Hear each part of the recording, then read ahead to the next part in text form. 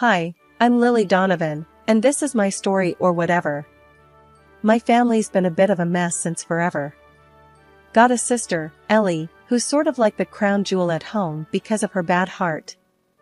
Our mom, yeah, she's fixated on Ellie. With Ellie being born sickly, she got extra eyes on her, extra care. Mom was always shadowing her, making sure she was breathing okay, eating right, or was warm enough. Almost like I'm part of the furniture. Anyway, Dad was different. He was my champ. When I needed something, he was my go-to. He'd listen, not just nod along, but actually listen. Ellie, though, she got all the attention without even trying, and the drama, tons of it. Take one morning at the breakfast table for example. I was on my second cup of coffee, flipping through some job listings. Dad was at the other end, eyeing the sports section like it had the meaning of life tucked in there. Then in breezes Ellie, all theatrics, like she's about to drop some Shakespearean tragedy on us. So, the doc says my heart's acting up again, Ellie says, all breathless and expecting a scene.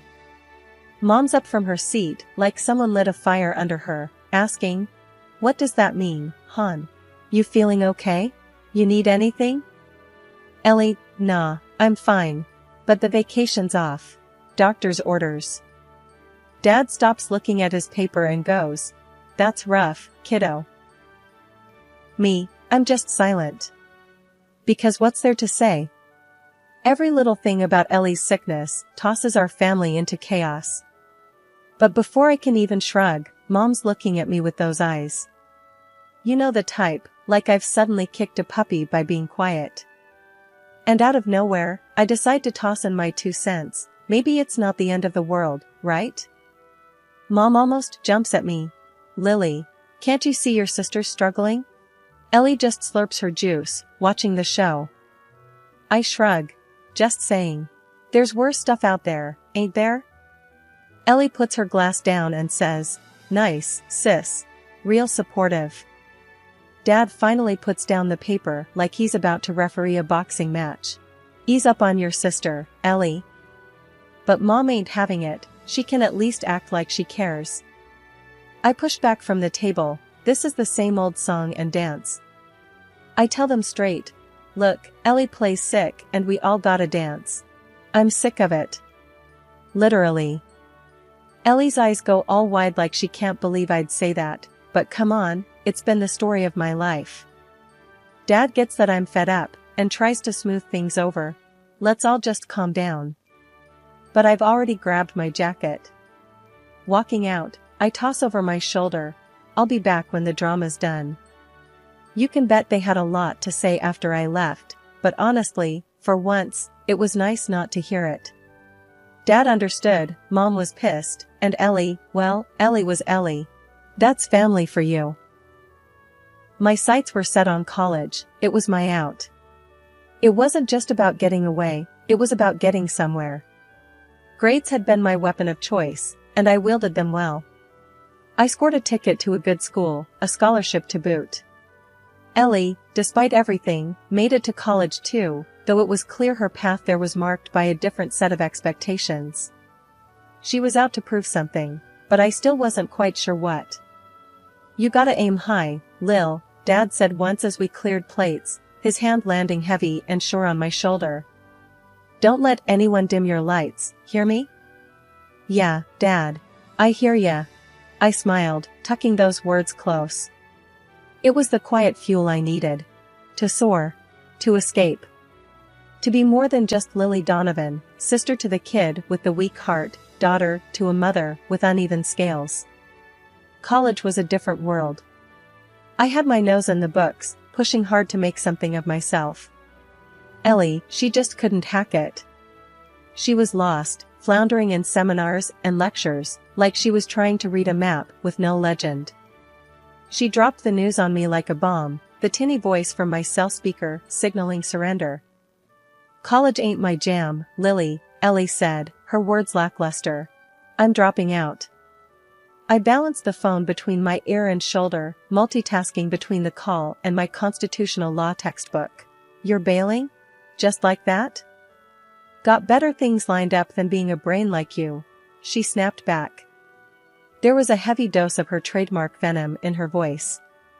The same one that could turn from sweetie to serpent in a single sentence.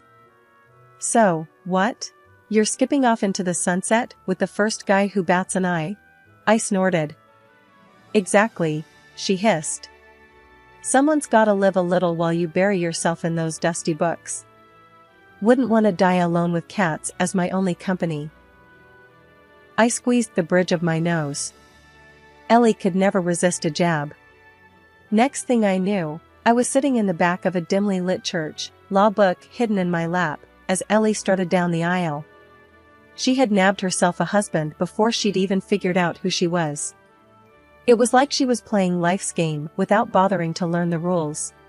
After the I do's, she swanned over with her glass raised, smirking like she'd won some sort of race.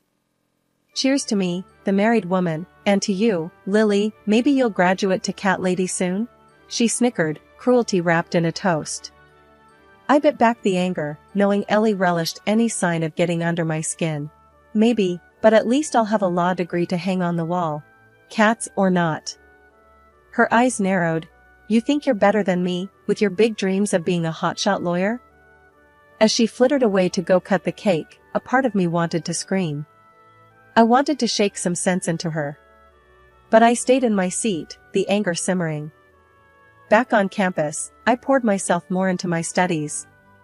The late nights were my fortress from Ellie's barbed comments. Every essay, every exam was another brick in my walls, fortifying my future against her cynicism.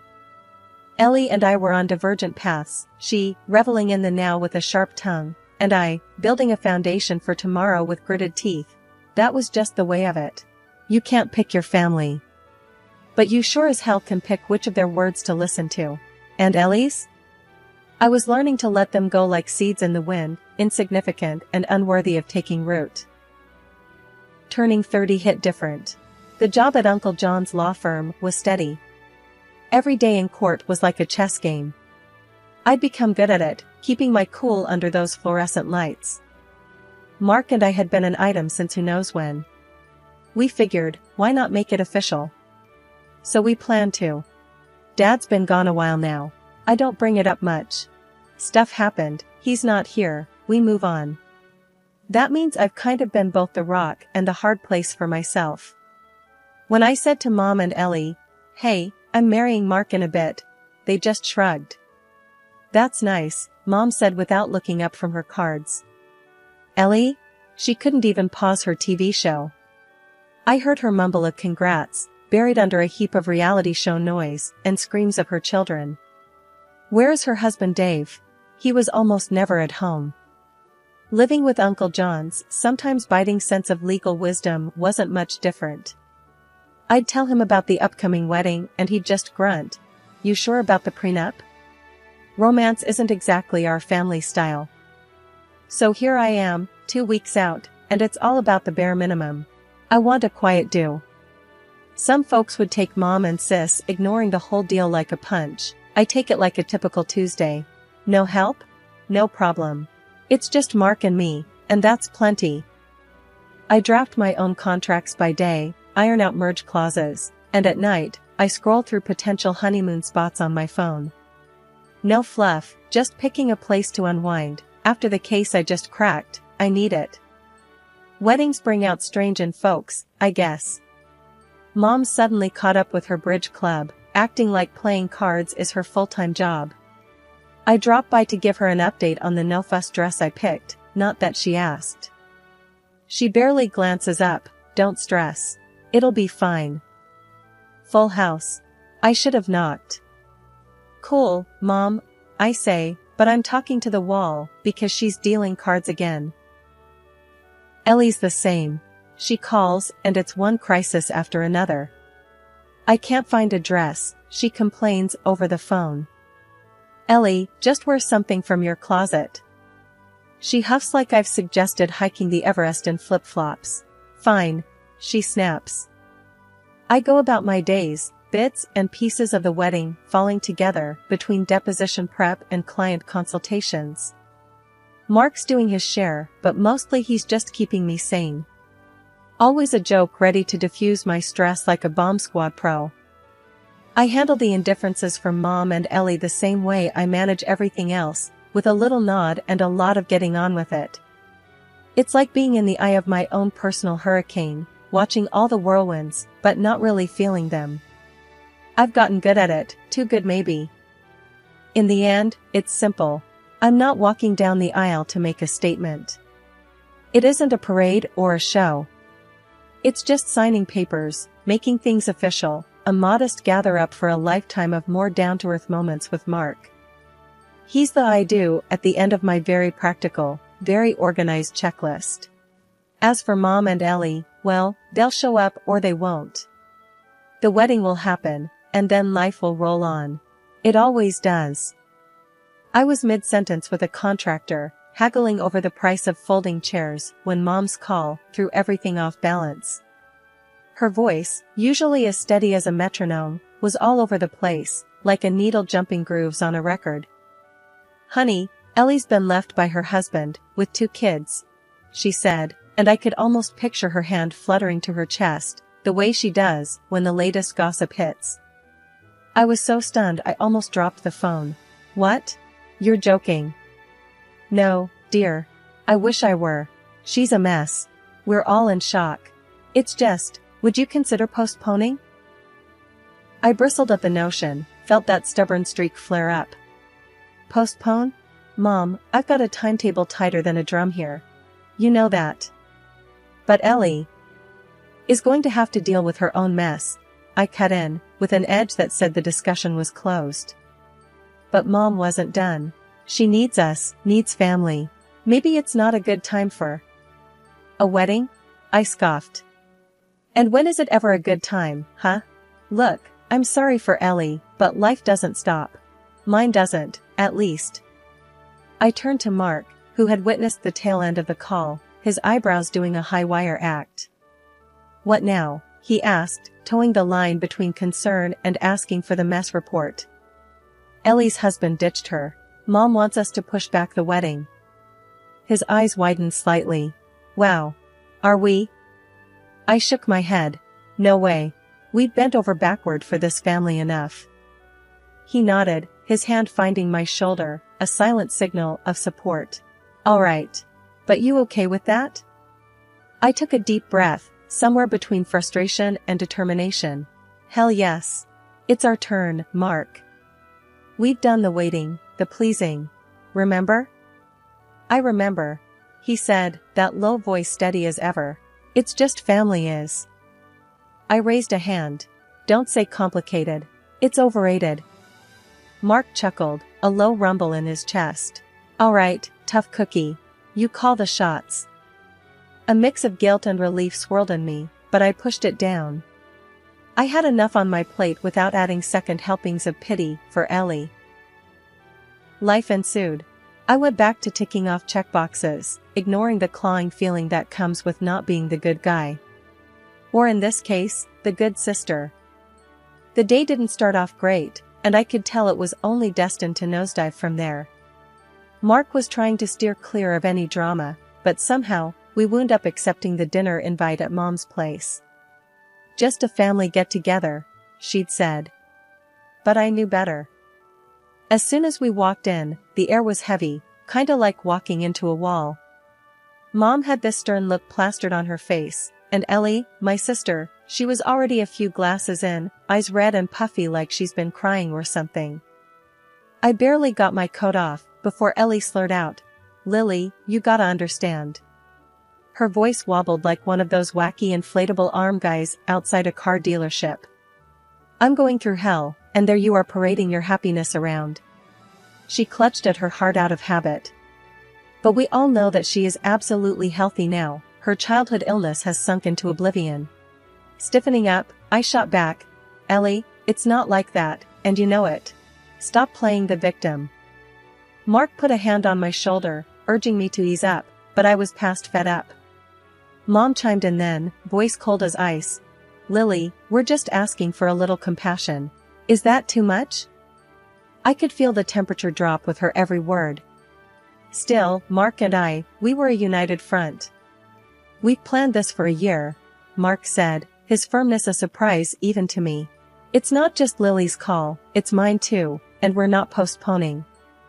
Mom gave us a hard look, her lips pressed into a thin line. "Ungrateful," she hissed at me. "After all we've done for you." I snorted, narrowed my eyes. "Ungrateful?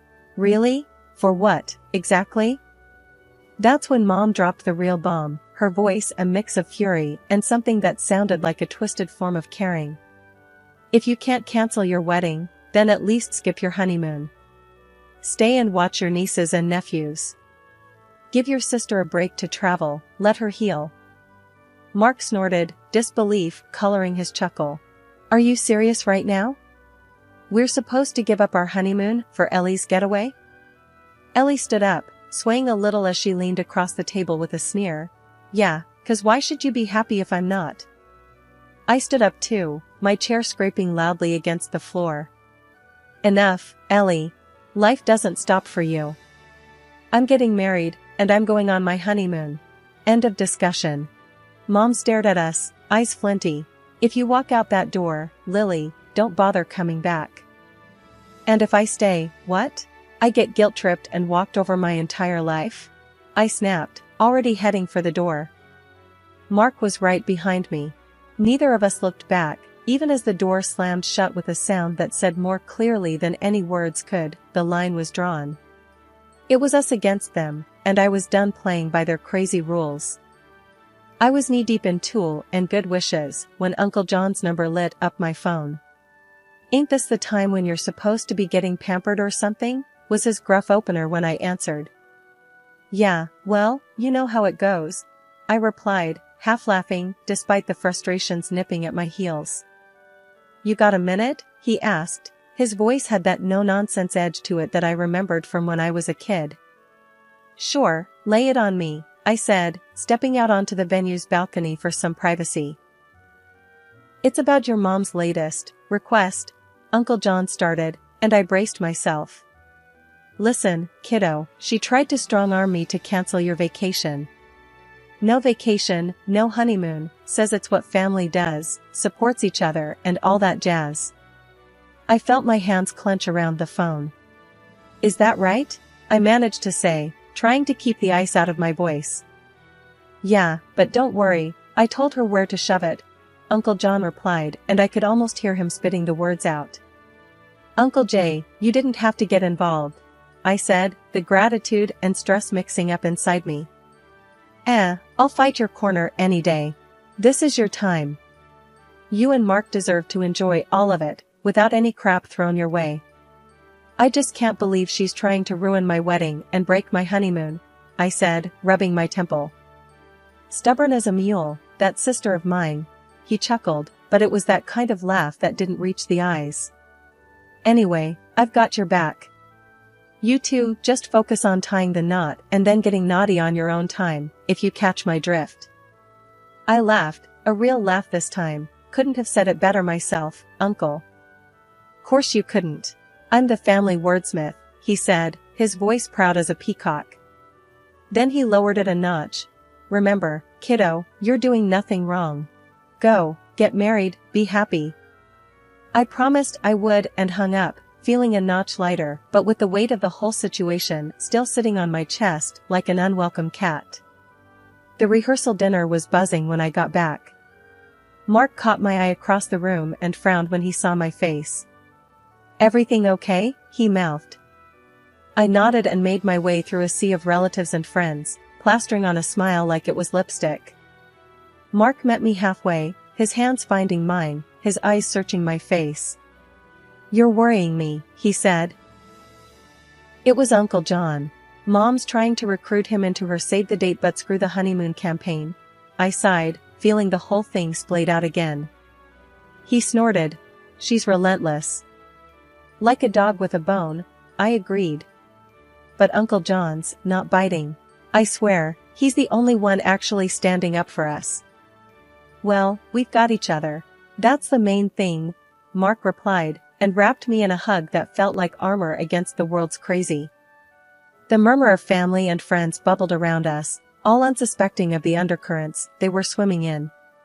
The table settings gleamed, glasses clinked, and laughter soared like fireflies in the evening light. As I lay down that night, with the stars wearing their best shine outside my window, I could only hope that our next chapter would be written on the bright side of this often too shadowed world. Mark's steady breathing in the dark was a promise and question all at once. It didn't matter what came next.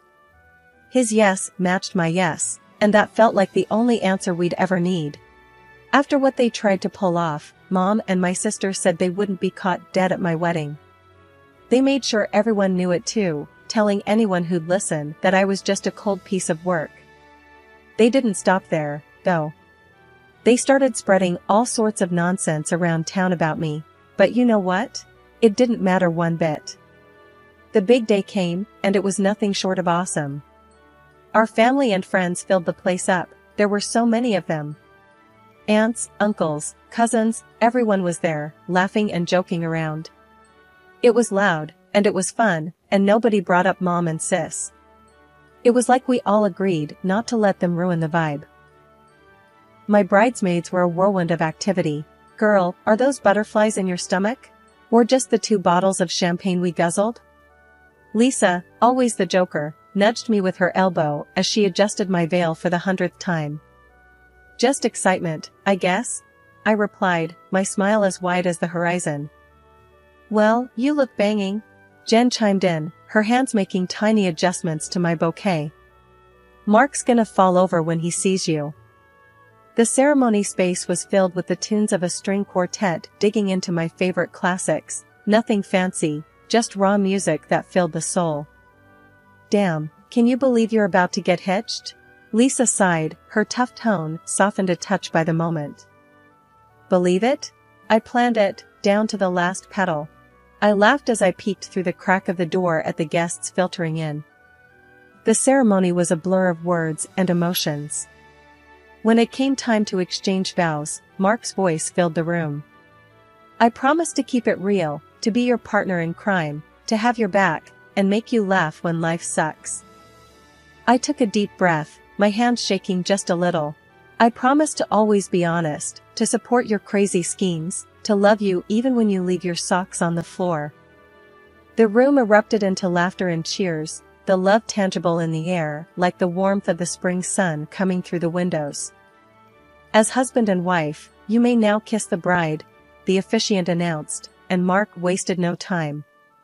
It was the kind of kiss that said we were in this for the long haul, for better, for worse, and hell, even for the mundane. Later, as the party wound down, Uncle John found me, his face a little shiny from the festivities. You did good, kid. And if anyone gives you trouble, you send them my way. I will, Uncle Jay, thanks for everything, I said, meaning every word. As the night drew to a close, and the last stragglers left, Mark and I stood hand in hand, taking in the moment. Ready to start this adventure? He asked, squeezing my hand. I've never been more ready for anything in my life, I replied, and we stepped out into the cool night air. We climbed into the car, cans clattering behind us, a playful, just married sign taped to the back. I looked over at Mark, his face illuminated by the streetlights as we drove away. This is it, he said, his hand finding mine. This is us, I said, feeling the truth of it settle in my bones. My new hubby and I took off to this cozy beach spot for our honeymoon. Just us, the sun, and the sea. It was like a week-long chill pill. And nope, I did not call Mom or Sis. Not once. And I didn't miss them either. Yeah, family's supposed to be your rock, right? But sometimes, you gotta build your own foundation. That's what I did, and it's solid. I don't need that kind of crazy in my life, and I'm not about to invite it back in.